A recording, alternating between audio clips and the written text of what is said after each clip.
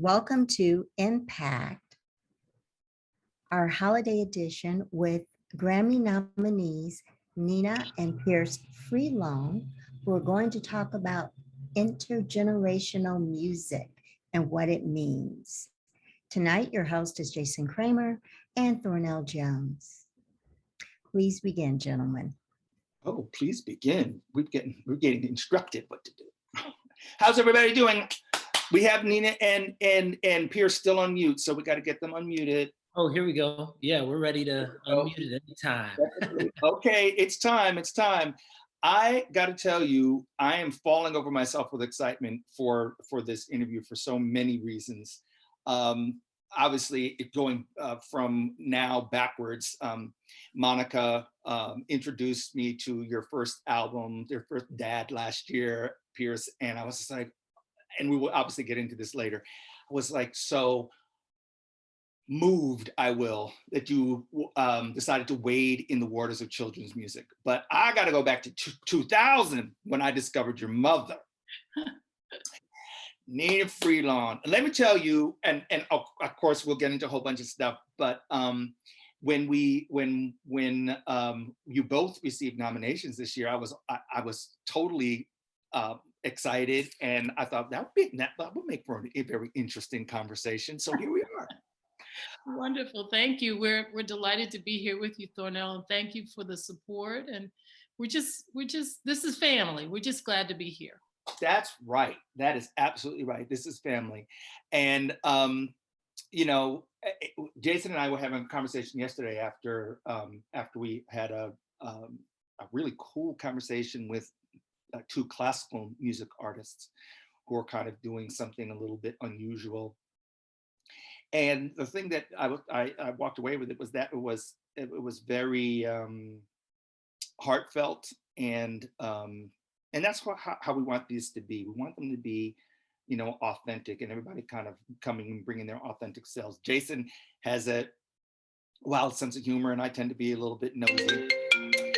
But in the end, because we have, I have no idea why it is doing this, okay? In the end, you know, what we do is we take our conversation and we cut it up into a digest, and then we push that out to the public. And we also make the whole interview conversation available on our YouTube channel. And this is just kind of getting started. So we have some pretty cool content, and we're glad that you will now be part of those stories that are being told. Thank you. So anyone who's on, I think we have iPhone stem belly, we need to ask you to mute both your video and your audio, okay? All right, cool. All right, so Jason, we know that you have a busy day out there in Los Angeles. You are the resident musicologist. I'll tell you to take it away. So, all right. So let's begin. Why the family dynamic?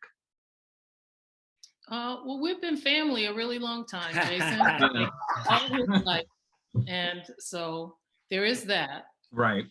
I think when you grow up in a musical household, it can rain down on you in a kind of way. Phil and I, we wanted our children to fly. Right. Really, to do what they were put on this earth to do. Right. And that Pierce has decided to follow a musical path is just thrilling to me. It's just thrilling. And the children's music space is perfect for him because he is childlike at heart. Really has that innocent kind of curiosity, and he brings that to the space that frankly has not had Black male figures in it. So it shouldn't be revolutionary, but it is. In 2021, exactly. Right? Yeah, you know, I think there's also, I think Ziggy Marley has done that once before. Yeah, it's like he put his foot in and then he left. Yeah.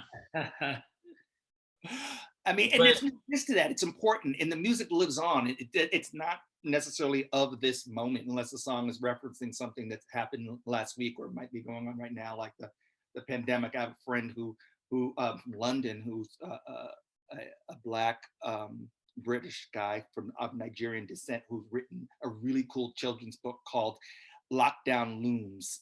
And of course, that's generic to what's happening right now in the pandemic and the, opening and closing of our societies and things of that nature. But, beyond specific songs generic to a specific thing that's happening right now, children's music tends to be like ageless. It just goes on and on and on because it's topical, about life.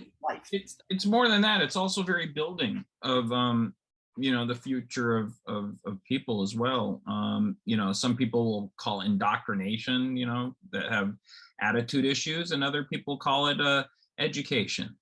I'm on the word of education with it because music is such a powerful component and such a powerful thing that kind of brings different cultures together and cultures together. And as Americans, we kind of don't have that as much as you would see in other cultures. As part of the dance and part of the music, is something that families will gather around. And I've always found that, listening to things like New Zoo Review, which was like the first, you remember that? I mean, we're talking age here, but yeah, that was like the first introduction. As actually my first real record was New Zoo Review, and then the Mickey Mouse Club. And these were all children, albums. And it kind of sets you on a path that music is not something that should be really foreign. And, it also gets you into the idea that writing and words shouldn't be foreign either. And putting it together, it's such a powerful medium. Hence you guys doing this and telling stories of your own experience. Because it's good for kids to understand it, because kids frankly don't really understand things at such a young age. And when you do put it to music, it's all more better to me. Well, yeah, I think we don't give kids enough credit. They actually have taste. They have high capacity brains, for absorbing information. They're sponges. And some of my first musical memories, other than mom, of course, singing lullabies around the house, it was people like Ella Jenkins, who is a queen mother in the children's space. People like Fred Rogers, and my generation, it was Sesame Street was really big, and music is a big part of that show as well. And what a formidable time in a kid's life to be nourishing them with information and music and song. And it's a real privilege to be in this space, speaking truth to power around issues that are universal and will be with them for a lifetime. It's a really precious time to be presenting music to young ears. So I feel really proud about the work and super excited to collaborate with my own real mom. Like, Your real mom. Yes, real mother. We in here, yeah. Not just a TV mom, but a real mom. No, I'm the real mom. Yeah. So let me ask you about the title, because it's kind of a play on words, but yet it has a lot of meaning to it. Black to the Future. Yeah, Black to the Future. I mean, Thornell, you mentioned the word future in your intro, and that's exactly what we're nurturing here with this children's music album, nurturing the future, making sure that they have the tools they need to be resilient, amazing adults. And, one of the songs of my album is a tribute to Levar Burton. And when I think about the album title, Black to the Future, he is kind of the quintessential Afrofuturist that was really important in my childhood. Here's a brother who was Kunta Kinte teaching us about the truth about the transatlantic slave trade. He was a literacy expert and exposing kids to books through Reading Rainbow. And of course, he was a starship engineer on the Starship Enterprise through Star Trek. So you have that kind of literally past, present and future, yeah. Past, present, and future. That's Black to the Future. And that's one of the reasons why he's such an inspiration to me personally. In our own family, I feel like my dad, whose voice is on the album, one of his landmark achievements as an architect was designing the Smithsonian Museum of African American History and Culture. So there's your past. You can go in there, you can see Harriet Tubman shawl. You can see Nat Turner's Bible. You can see, our legacy, our history, our heritage is there. I feel like the present, we're in the present, in the moment. There are songs like First Day of School. There are songs about vulnerability. There's a song called Cootie Shot about getting vaccinated. That's the present. And then we got the future as well. My children are on the record. My daughter, Stella, my nephew, Ion, my son, Justice.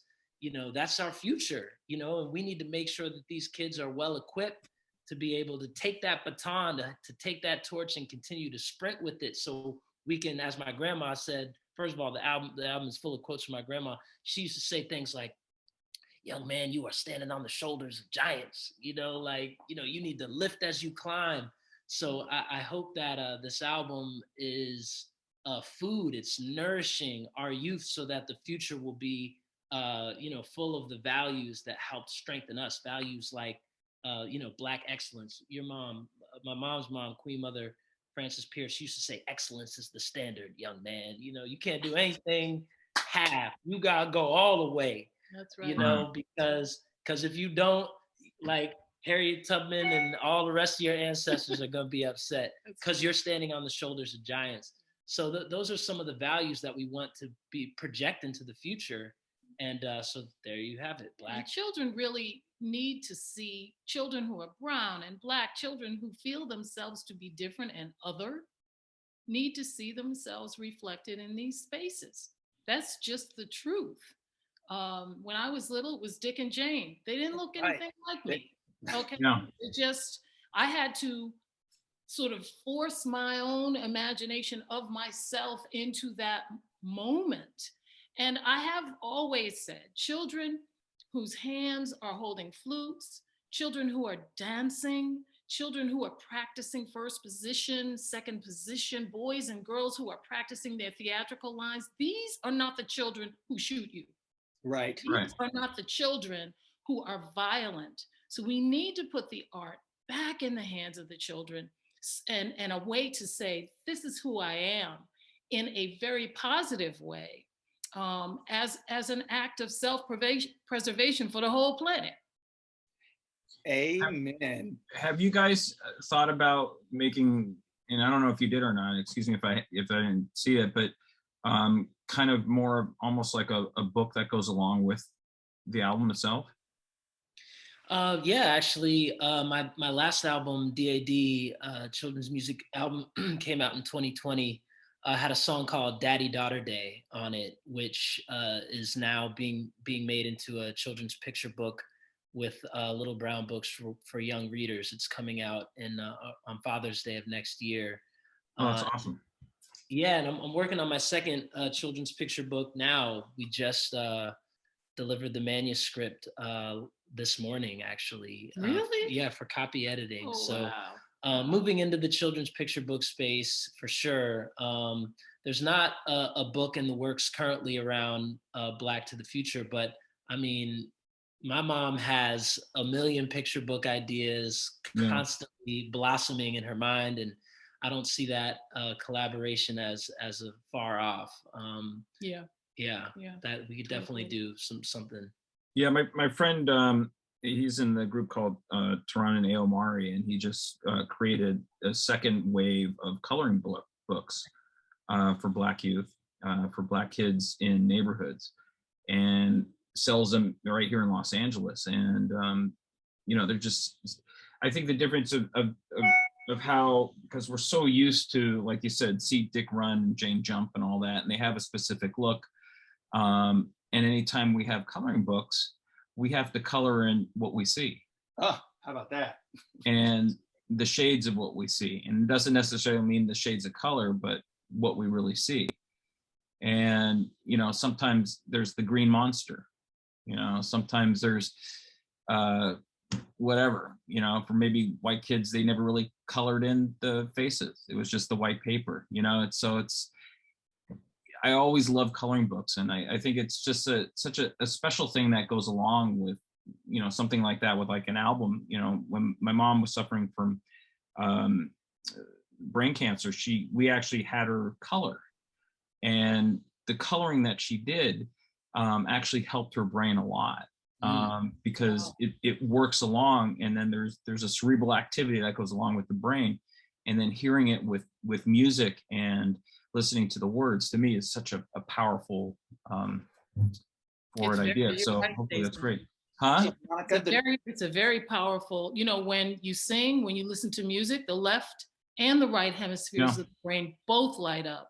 And so you can teach. I don't know about you, Thornell, but I learned M-I, crooked letter, I, crooked letter, P-P-I. I mean, I would not have known how to spell Mississippi if it were not for that. So it's an underutilized skill to help kids that they may say learn differently, you know, to use rhythm, to use music, to use melody to convey information. And Pierce has gone a step further with body autonomy, letting kids understand your body is your body. And it's okay to say no. And we can't begin those conversations early enough. The thing is that children learn by what we say and also by what we do not say. So what we're silent about or what we feel uncomfortable talking about, the kids register, oh, it's not okay to talk about that. It's not okay to ask a question about this. So it's, you know, it's just something that we're exploring as a culture about what children's music really is. Right. Even how you said learning Mississippi and spelling, our own alphabet is rhythmic. And I've always was fascinated that it's rhythmic in the sense of a few words at a few letters at a time, and then you could pick it up halfway through. Yeah. M N O P Q, and then M N O P, and then X Y Z, A B C D, right? And then you're able to pick it up at any point to remember that order. But who wrote that? I mean, who came up with that? I mean, somebody has had to realize that was a great way to get people to kids to know the alphabet. You know, maybe I'll patent it and then just go after everybody and just say, I did that. I did that. My family did that. We own the rights to the song, therefore you can never say it again. So every school, it's a nickel. You have to, and then we donate it all. Yeah. You got to pay a succinct license every time it shows up in the movie. Absolutely. And we donate it all. So it goes right back. So I love it. All right, I got to get out of here. LA traffic. I manage an artist, and she's playing an event for homeless folk tonight. So, well, travel well. Thank you for being here. Thank you, guys. I wish I could stay. I am just like really fascinated with listening to you guys, and I'll absolutely watch it and definitely reach out to you folks. But Thornell. Yes, sir. Until next. Till the next time. Till tomorrow when we talk on the phone. Exactly. Absolutely. All right. See you guys. Thank you so much. Thank you. So, like I said, Jason and I met teaching on the faculty at Musicians Institute, and he has a number of hats that he wears, and has turned into one of my good friends. And so this conversation series has turned into kind of like, I'll just use it as therapy even sometimes for us, because we get the chance to really just kind of talk about stuff that sometimes people don't talk about, like, you know, the state of children's music, or, you know, what to feel like to be adopted, and identity and things of that nature. We are, you know, we kind of just bring ourselves to this. So I'm going to do a little bit of pivot. So you guys are in Durham, North Carolina. Yes. I've never been to Durham, but I hear it's so cool and so amazing. What was it like? Did you grow up there, Pierce? Yeah, I was born and raised here. My parents my mom from Cambridge, my dad from Philly. My dad was here for school. He was studying architecture at NC State University. And, you know, we all grew up here. I was born in Durham, and, you know, I mean, I just stepped off city council. I was a city council member here in the Bull City, and just had my last day serving the people of Durham in that public service capacity last Monday. Wow. So yeah, it's I mean, I think that Well, here's something interesting about Durham. Let's tell you everything you need to know about Durham.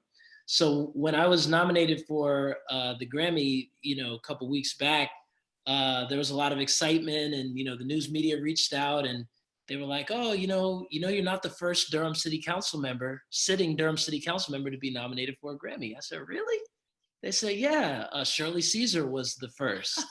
And I was like, wow, that's Durham for you. You know what I mean? Right. Like, it's an incredibly culturally rich city. Yes. And, and the lines between artists and activists are blurry. The lines between community organizer and cultural movement worker are blurry. Right. Going back to, Brother Yusuf Salim and Baba Chuck Davis, and just such a proud legacy. People like Paulie Murray. There's a documentary on Amazon right now about Paulie Murray, who was this, queer writer and lawyer who really penned Brown versus Board of Education prior to it coming up with Thurgood Marshall, Justice Marshall, and then but was also an Episcopal priest and poet. So there's this Ernie Barnes. I could just go on, but Paulie Murray, he's talking about. Oh, yeah, we're talking about Paulie Murray and Ernie Barnes and some of the great legends in Durham. Well, the crazy thing about that is you just gave me a through line and connected some points for us. This is obviously very educational. It's pretty awesome to kind of be in this seat and have you guys share this history. My family is actually from South Carolina, from Georgetown, South Carolina, in the Low Country. Missed half of it so far. So we need to have everybody, please. I know, I'm just. There you go. Mute your audio and your video. Thank you. So with my family coming from South Carolina, I've noticed some differences throughout the years, but more than anything, there was you talked about how your family, your father and mother came from the north to the south. My family has kind of like we were part of the Great Migration, where we moved from South Carolina, and almost all my aunts and uncles at some point resided in New Jersey, which is where I was born. But I have such fond memories of summertime in South Carolina with my grandparents, and like your family, excellence was the bar. It was one of those things where even if you got all A's or almost all A's, if you got anything less, it was cause for a stern talking to. But when you bring that out into the world, it kind of manifests in other ways. You talked about you just left your position on the city council. What motivated you to do that in the first place? What was the the thing that got you to say, I want to be in that race, be in that game? Well, there's something you got to know about some of my ancestors to help contextualize for me the marriage between art and activism. I'll start with my great grandfather, Alan Freelon Sr., who was a Harlem Renaissance Impressionist painter, but who also ran for to be a state representative in Pennsylvania in the 40s. And so, and he was somebody who was involved in the cultural movement, but was also involved in the politics of his state at a time when, you didn't see a lot of Black representatives in state government at that time. Then that's on my dad's side. On my mom's side, my grandmother, my mom's mom, her name was Queen Mother Frances Pierce, and she was an activist. She was an artist. She was a hairdresser. She was a woman of God. And she was somebody who had these mantras. She used to say, like I said, she used to say, lift as you climb, keep an attitude of gratitude, bloom where you're planted. She had these values that she instilled in us that were really about being centered around community. And so for me, it was a very kind of, and those are my ancestors in my bloodline. And then there's a whole bunch of ancestors in my cultural through line that I could talk about as well, from Paulie Murray to Ernie Barnes, who spent a lot of his time in Los Angeles actually, but was born in Durham and was a football player, but also a social activist and painter. Right. So these, there was never a thought in my mind that, oh, you can't be an artist and the mayor. You can't be, somebody who's involved in your community, involved in politics, and involved in art and culture making. Maya Angelou is another member of our extended family. She lived in Winston. My sister Maya was named after Maya Angelou, and it's just for me, those two things are parallel, and I'm grateful because it showed me that anything is possible and that we don't always have to wear just the hat that people expect us to wear. We have abundance. That's our birthright. It's our legacy, and our obligation to use our gifts to make the world around us a better place. That's just the way that Nnenna Freelon and Phil Freelon, that's how they raised us. And I'm grateful for that. I am so, well, I know she's on mute, whatever, but I just have to give props to Monica for bringing you into my universe. It is, she obviously speaks so favorably of you and your journey, your creative journey and your mission. And it's just, I'll just use the word, as a Black man, I'm proud to be able to witness this in this moment, in this time. I usually, I come from an era kind of, and I think maybe Nnenna, you may know this experience, but but people like Ernie Barnes, who was like a football player and then became a painter. And then my entry point into knowing him was through his paintings. I didn't even know he was an athlete until much, much later. In fact, literally maybe only a couple years ago. So we tend to think of things as linearly. Okay, I'm doing this. Okay, now I'm going to do this. And now I'm going to do this. But the idea that you can work both sides of the brain, be an activist and be an artist, that's actually not that strange. But I remember when I first moved to Los Angeles to pursue a career in the music business in the late 80s, I made the mistake of reading a book that told me you have to make a choice. You either have to be a suit or you have to be an artist. Because as an artist, the suits won't respect you. And as a suit, the artist won't respect you. So you have to make a choice. And nowadays, that model is completely obliterated.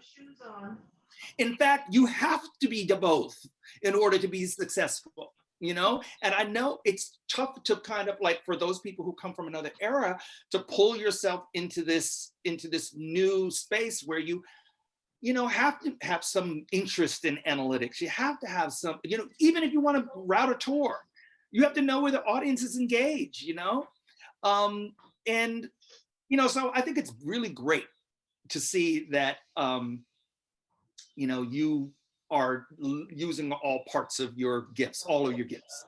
That's really fantastic. Jason obviously started this interview out in a we'll say reverse chronological order.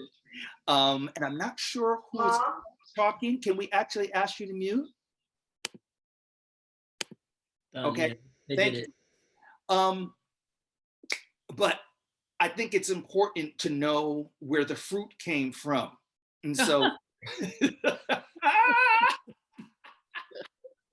it's important to know where the fruit came from. I just absolutely love you and your work, Nnenna. Thank you. I was listening to your new Grammy nominated album just yesterday, and I was just like, your voice is bell clear, and your phrasing and your interpretation of these songs is just masterful. Oh, thank you. You are most welcome. I mean, this is not a diss. I mean, obviously to anyone, but so many people, whether it's life gets in the way or whatever, you know, and I'll just say they get a little rusty when time passes on, and it's like your gift, your voice, your interpretations have just been enriched by time, you know. That is, Thornell, that is so interesting and kind. I'll tell you the truth. I didn't know after my husband passed away if I even had a voice. Yeah. You know, singing in the rain, that's some serious stuff. Yeah. And I began this project as a birthday present for Phil. Mm. He's from Philly. We're going to do some tunes that he loved. And I was just going to be a little vanity thing. I was just going to do it for him. But life intervened. Yeah. And it was more important for me to attend to my life off stage and out of the studio than it was for me to do this thing. Mm-hmm. Fast forward, the journey with ALS was very, very hard. Yeah.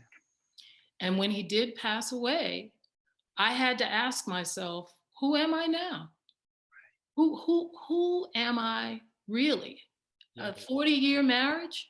Yeah. 3 fabulous children, grandchildren, my whole adult life formed in this crucible of family. Mm-hmm. It took us just a minute. Yes. And I'm still a work in progress, to tell you the truth. It's like building a house, and every day you put a new brick in there, but they're bricks that you have to form your new identity. Right. So it was pressed on my heart with encouragement from my family and from my musician friends. Girl, you need to finish this project. Right. You need to finish it. And I had to trust that whatever came up, whatever came out of this instrument would be enough. Yes. Not what it used to be like, because my prayer was, oh, please don't let me embarrass myself. You know, she goes down in flames. Please, just let me put this out there. So I did. And what I found was a brokenness, but a beautiful, beautiful brokenness, an openness, an authenticity that a vulnerability.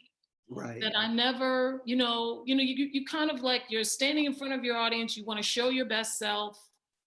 And some of that energy hides all of who you are.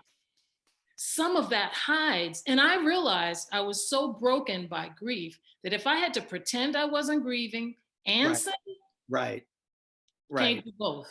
Right. Can't do both. Either one or the other. You want me to pretend? Right. Or you want me to show my whole self? And that's what this record is. Right. It's a time capsule it's a sonic love song to my husband. It's saying, wherever you are, baby, I know you can hear me. Yes. I know you can feel me. Right. There's an old African-American saying, every goodbye ain't gone. Yeah. And I love it because it says that there is a mystery we don't quite understand, that we can reach through the other side of the veil, and feel the energy of those that have departed. Right. And so it's not me being strong, really. Mm-hmm. It's more like me accepting and being vulnerable and saying, here it is, y'all, come and get it or not. It's all good. And I really thought, Thornell, that this was my personal reality that I was putting out there. But what the universe is teaching me is it's universal. Hey, that's absolutely correct. That's exactly, and that's what everybody's relating to. They're responding to that. Like, oh, this is not necessarily my favorite song, but she's really singing the heck out of it. I thoroughly enjoyed it. And, you contextualize it for me. I didn't know if you wanted to talk about the passing of Phil and the passing of your sister, but I know it informs the music in a very deep and real way. Oh, it's who I am now. Yeah. I can't not be this person in this moment. Right. And unfolding or peeling back those layers of the onion Right. is as much a discovery for me, Right. because I just had to trust, right? I just had to trust it's gonna be all right. It's gonna be what it is. Right. And suspending those judgment Yes. voices in your head that always say, you know, something that makes it want to be smaller. So I'm, even at my advanced age, I'm learning some new things at this point in my life. Well, that is the hope, that we all continue to grow, right? Yeah. You know, that we all continue to grow. And I know, I mean, like I said, it's all changed. You know, I think about how I'm not the same person I was in my 30s, that I'm coming on, what is it, the golden anniversary? I'm going to be 60. And I look back on, you know, my 40th birthday, which was a bit of a blowout, if you would. And where my head was at that time, and, you know, what was important to me at that time.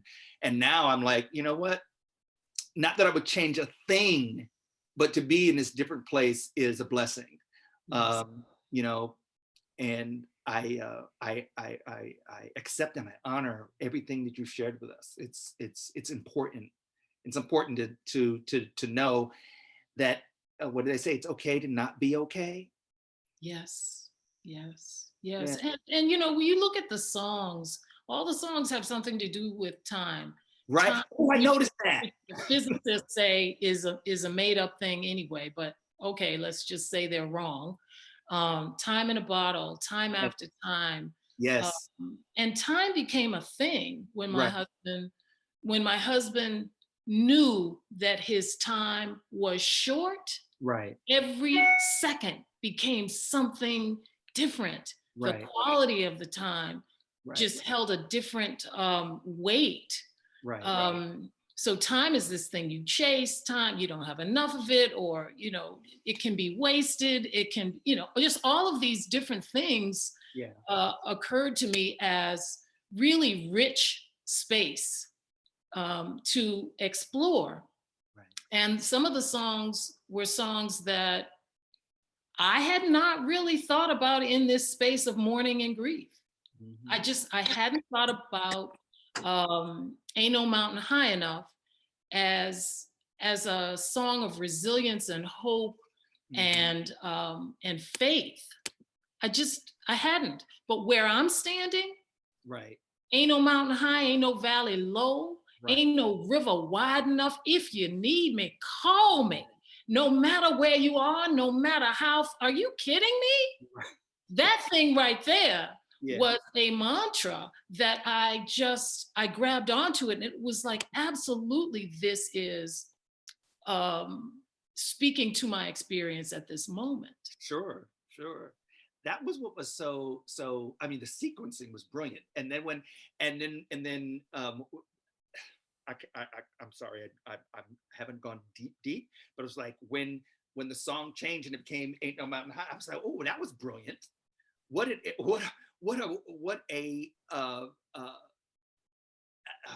you know, it was a classic in some ways, because that's the kind of thing that Sarah Vaughan used to do all the time. Oh, absolutely. She was my absolute favorite. As an aside, my uncle played with the Count Basie band for in the 50s for like 10 years. So growing up, we knew all the jazz greats as a little kid, and we didn't just know who they were. It was just like, you had Maya Angelou.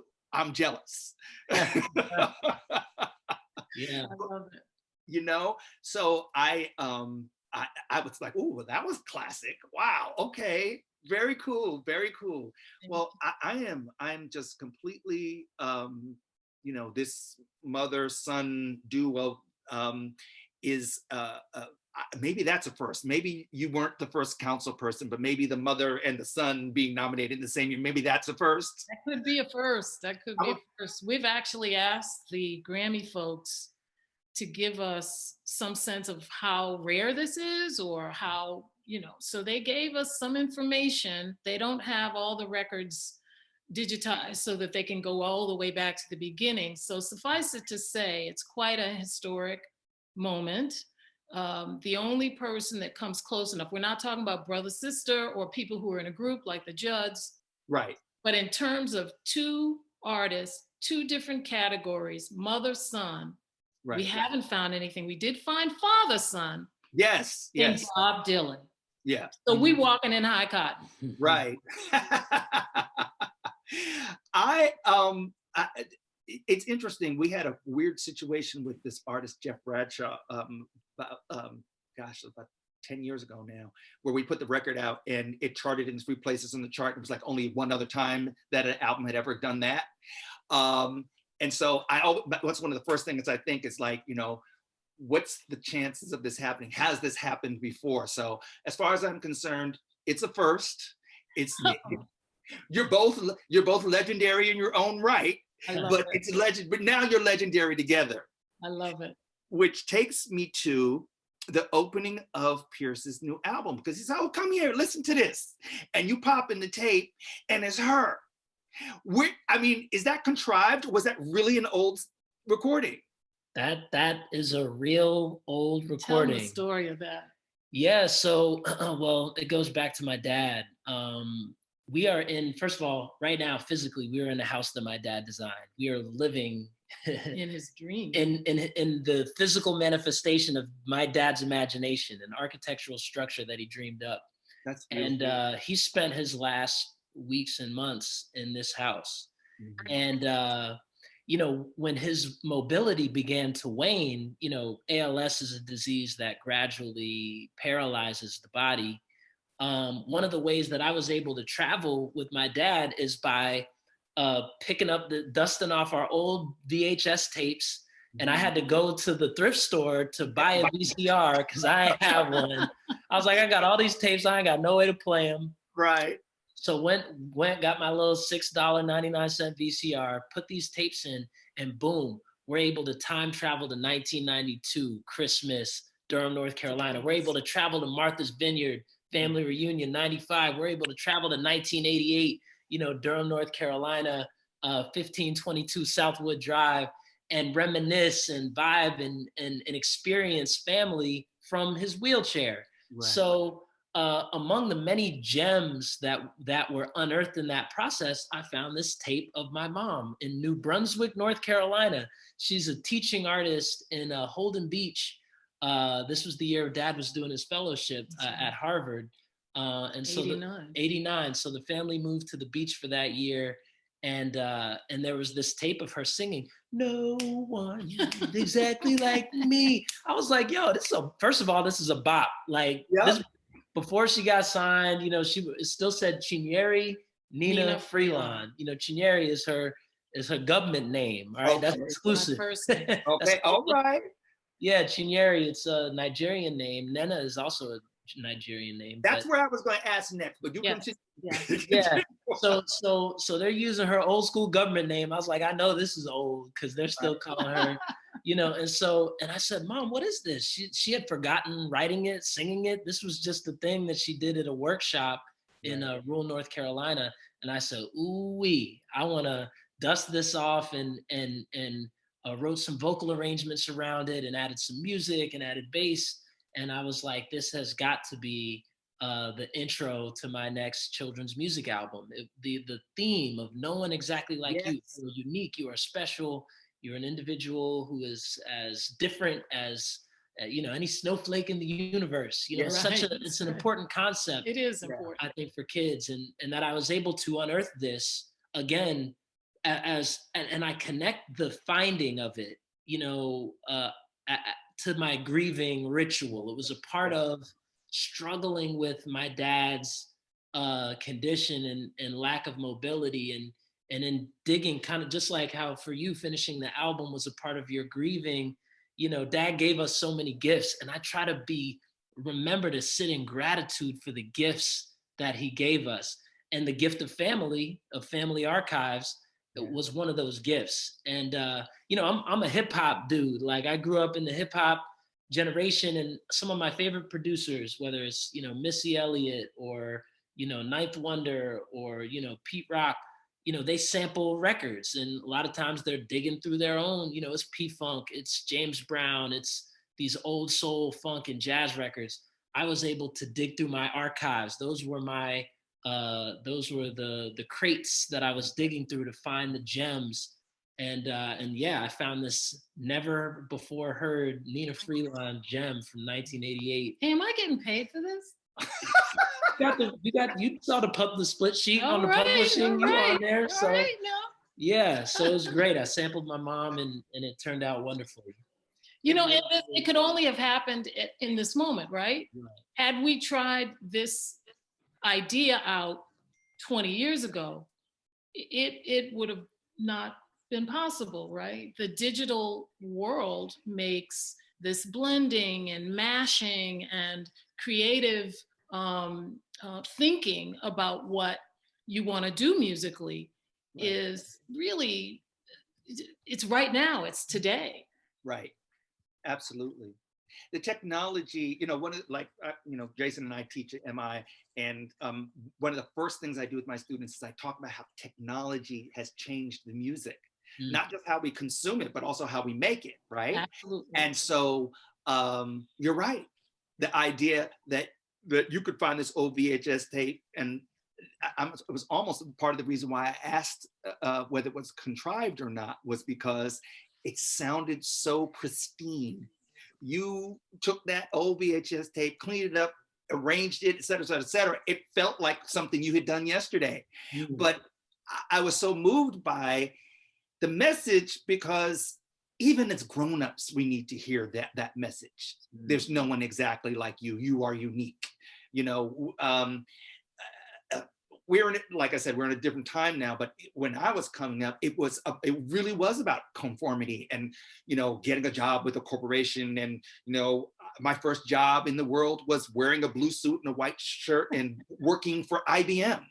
It was uniformity. And then, to have heard that as a child, I might have made a completely different, decision about how I was going to use my life energy. I mean, ultimately I did, but having heard that as a kid, having that as something that was sung to me every morning at breakfast. Right, that's power. And people say things like, we're all the same, race doesn't matter, this doesn't matter, we're all exactly the same. That's not true. And since when did being different become a not good thing?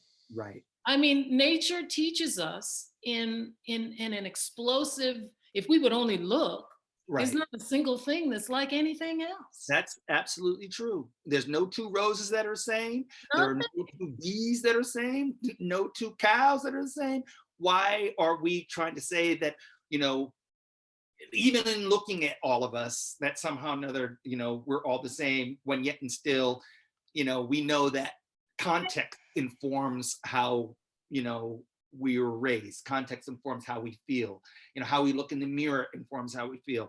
I finally get to talk about your name. I was just like, because there was always kind of debates about how to pronounce your name. I said, oh, there are lots of N's in her name. Lots of N's. Lots of N's. I used to say, they're extra in case I need to say no. I have a few I can use. Okay. So I was born Chinyere Nnenna Pierce. That's what's on my birth certificate. My mother's from Texarkana. My father's from Halifax County, North Carolina. I have an older brother named Melvin and a younger sister named Debbie. So why they got so cultural there in the middle, I don't know. But my name means gift of God. My name, Chinyere, means gift of God. And Nnenna means father of the mother. It's a pet name for a favored girl. Oh. And I was the firstborn daughter. Nobody ever called me Chinyere. Nobody, not even my mother. My mother called me Nina since I was a little. So that's how I'm known. That's how I'm known. That is so beautiful. I mean, when I decided to leave my job at IBM in 1987, I told my dad the reason why I was pursuing this path, this career in the music business, was so that I could bridge African Americans and Africans through music. Ah. And so I, whenever I, run across somebody who's rooted in, in a understanding and appreciation of the diaspora, it's like bells go off. And so before I even heard a note that you sang, I was like, oh, Nnenna Freelon, I need to check her out. And now even to this day, I'm thrilled that we're having this explosion in Afro beats and, music from all over the continent finally kind of, reaching a nadir. But the truth about that is, that the median age on the continent of Africa is 19 and a half. So African music isn't going anywhere. African people aren't going anywhere. And it's a beautiful thing to be in this space where I'm having this wonderful conversation with this African-American family, and here you are sporting locks and speaking truth to power. It's touching to me on so many levels. I want to open up now. This is when everybody on the phone can actually, on the Zoom, can actually ask some questions. So we got about 5 minutes or so of some questions and answers, and hopefully people will make it interesting. So write your question in the chat, and then we will ask a question for you. That way we don't have people talking over each other on the mic. So we're watching the chat to see whatever. You mentioned something, Nnenna, that was very insightful, and honestly, it was one of those things where it's like, who was going to do it? I've been associated, I'd say about 9 or 10 years ago, one of my colleagues, Greg Selsa from the children's group, Greg and Steve, probably, and for many years they probably were the king of children's music in terms of education, all their records used in the classroom and things of that nature. And it's just the culture of children's music was very Main Street, it was very Caucasian. And probably about 3 years ago, my business partner and I, Allison, had through my sister, Denise, who lives in the liberal bastion of Tacoma Park, Maryland, we were introduced to this wonderful children's music artist named Uncle Devin. Oh, we know Uncle Devin. Yeah, I know you know Uncle Devin. And Uncle Devin and his show on PFW and his We Nation Radio, I was, on fire for the concept of, unearthing and finding the people who were in the children's music space who were speaking to Black identity. It was an idea whose time has come, right? And so when that's one of the reasons why I was falling over myself when Monica told me about your dad album. I was like, yes, because this has to happen. This happened. So I'm looking in the chat right now, and you have people just giving you glowing, I'm here kind of things. But apparently, you must have answered all their questions. Yeah, Greg, I know you answered a lot of mine. I'm cool with that. Well, I got to tell you, the one thing that I'm taking away from this conversation is that Phil is in the room. Mm-hmm. Ooh, Phil is in the building. Yes, he is. Yes, Thank you, Phil, for making all this wonderful music possible. Yeah. Thank you, Thornell. Yeah, I have something to say about that, if I may, about my dad. I was talking to Mom about this earlier today. So when we got the word about the Grammy nomination, children's music was early in the telecast, and I was really excited that my album was nominated. But when my mom's album was nominated, it almost felt like I couldn't move. I was like completely overwhelmed with emotion. It was an out-of-body experience. And I was calling her. She wasn't picking up the phone. I was like, Mom. I was walking the dog. She was just out minding her business, enjoying her day. And so finally I pick up the phone. I'm like, Mom, I'm crying. Like, what's wrong? Yeah, it was like, Mom, you got nominated. And she was like, ah, you know, and so as I've gone on to reflect on what I was experiencing that day, I really feel like my dad's spirit slipped into my body and was in a moment of pure, unadulterated joy, enthusiasm, gratitude, Yes. and happiness. Yes. And that was a surreal experience. It was almost like I was kind of speaking in tongues. It almost felt like I was being, like my spirit had been moved to the side and another spirit came up inside me and was like turning up. Yes. Yes. And you know, what's wild about that is that, you know, towards the end of my dad's life, you know, he, as I mentioned, he was paralyzed. And at that time, I would have given anything to switch places with him so he could move his body around just for a minute. And that day, that very special, sacred day, I felt like I was able to do that for him. And I felt that his spirit in that moment got to occupy this meat vessel that I'm wearing. Right. And to celebrate physically, viscerally, that really special moment for our family. So yeah, especially now we're in his house. You know, his picture is everywhere. I'm looking around the room.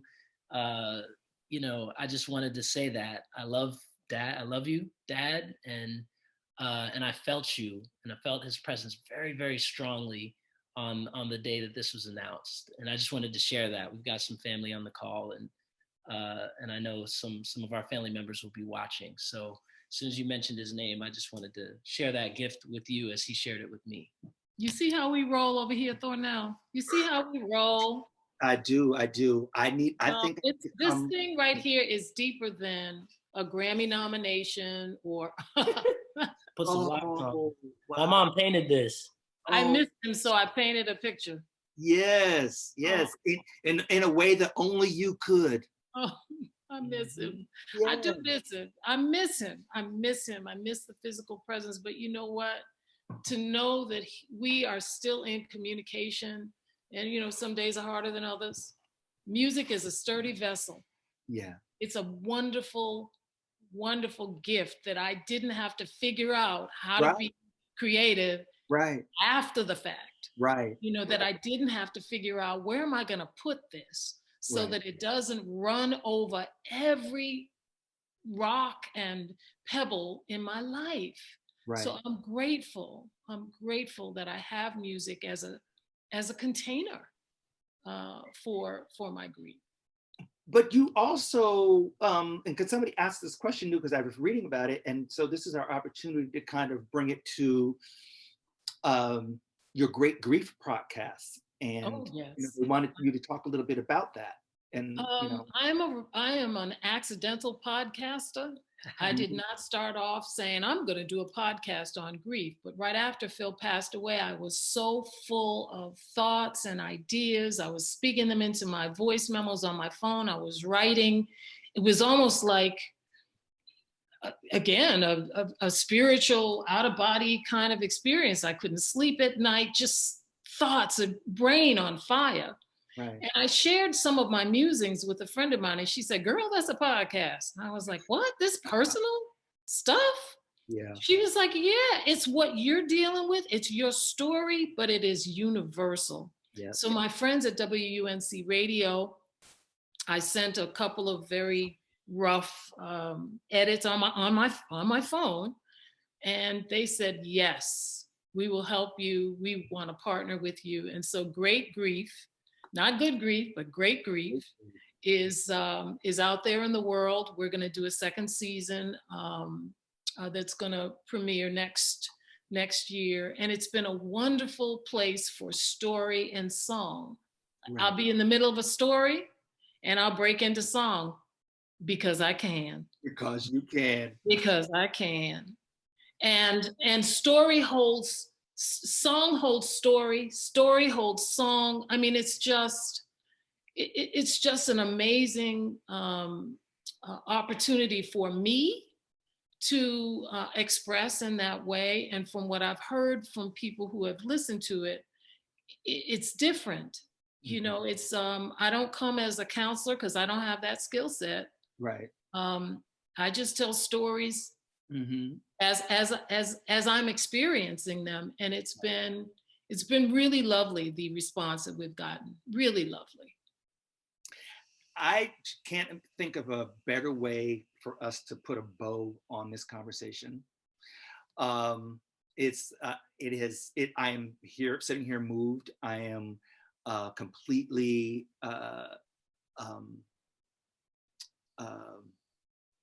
excited for each of you individually and collectively.